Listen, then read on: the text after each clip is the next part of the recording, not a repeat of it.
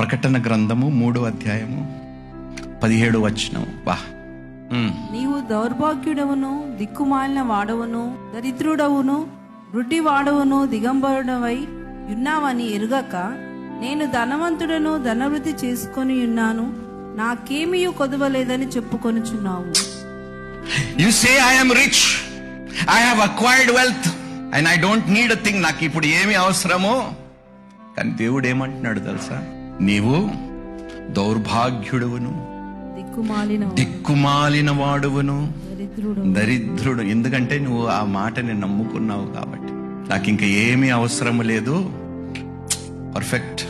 అంటే నిన్ను నీవు ఎంతగా నమ్ముకున్నావంటే దేవుని కన్నా ఎక్కువగా.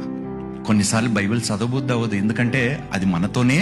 నేను దౌర్భాగ్యుడినేంటి, నేను దిక్కుమాలిన వాడినేంటి, మళ్ళీ ఈగో వచ్చేస్తుంది చదివినోడికి. How dare you call me wretched, how dare you call me blind and poor. Ego. ఏ విధముగా మనం మంచివారమండి?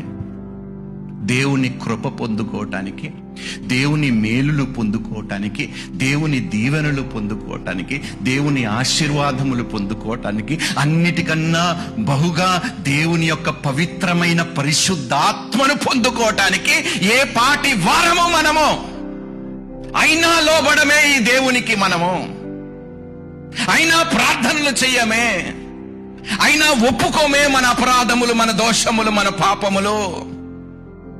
ఎప్పుడు మారుతామండి? దిక్కుమాలిన పరిస్థితి నుండి ఎప్పుడు మారుతాము మనము? ఎంతసేపు నీ దృష్టికి నువ్వు మంచివాడివి, మంచిదానివి అని అనుకుంటూ మోసపరుచుకుంటూ వస్తున్నావు.